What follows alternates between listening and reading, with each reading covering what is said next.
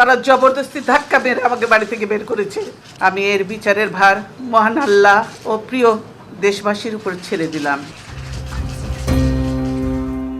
আমার স্বামী জীবন দেওয়ার পর তার অনেক স্মৃতি নিয়ে প্রায় 40 বছর এই বাড়িতে কাটিয়েছি, কিন্তু আমাকে বাড়ি থেকে এক কাপড়ে বের হয়ে আসতে হয়েছে। টেনে হিচড়ে সেখান থেকে বের করা হয়েছে।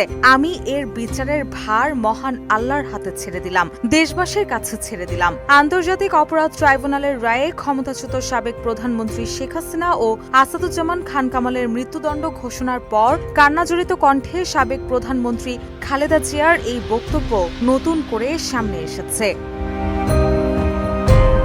সামাজিক যোগাযোগ মাধ্যমে ঘুরে বেড়াচ্ছে সেদিনের সেই কান্না জড়িত এক স্বামীহারা স্ত্রীর স্মৃতি বহন করা আহাজারি। সেদিন বেগম খালেদা জিয়াকে তার স্বামী জিয়াউর রহমানের স্মৃতি বিজড়িত বাড়ি থেকে উচ্ছেদ করে তৎকালীন আওয়ামী লীগ সরকার। অথচ তারা মিথ্যা কথা বলছে যে আমি নিজে বাড়ি ছেড়ে বেরিয়ে এসেছি। এটা সম্পূর্ণ মিথ্যা কথা, বানোয়ার কথা। তারা জবরদস্তি ধাক্কা মেরে আমাকে বাড়ি থেকে বের করেছে। উচ্ছেদ করার পর কন্দ্রনরত খালেদা জিয়ার বিরুদ্ধে তাচ্ছিল্য ও উপহাসমূলক মন্তব্য করেছিলেন শেখ হাসিনা। শুধু তাই নয়, শহীদ প্রেসিডেন্ট জিয়াউর রহমানের স্মৃতি বিজড়িত বাড়িটি নিশ্চিহ্ন করে দেওয়া হয়েছিল শেখ হাসিনার নির্দেশে। আমার বাবা দেশ স্বাধীন করেছিল বলেই না এই ক্যান্টনমেন্ট। আর ওই মেজর জেনারেল প্রমোশনটা তো আমার বাপেরই দেওয়া ছিল। আর আমি ক্যান্টনমেন্টে ঢুকলে আমার বিরুদ্ধে মামলা। সেদিন প্রতিজ্ঞা করেছিলাম যে ওই ক্যান্টনমেন্টে আর বসবাস করতে হবে না, যেদিন সময় পাবো বের করে দেবো।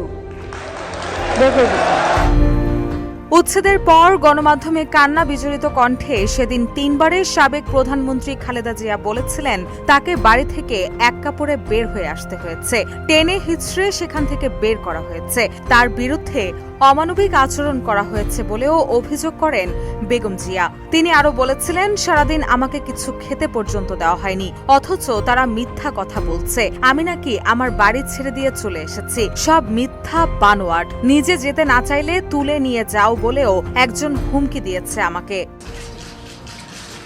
যে অবস্থা করেছে, সারাদিন আমি মানুষকে কিছু খেতে পর্যন্ত পারিনি। আমার বাড়ির লোকজনকে কিছু খেতে পর্যন্ত দেয়নি। যে জোর করে ওনাকে উঠিয়ে নিয়ে আসেন, জোর করে দরকার হলে ওনাকে কোলে উঠিয়ে নিয়ে আসেন।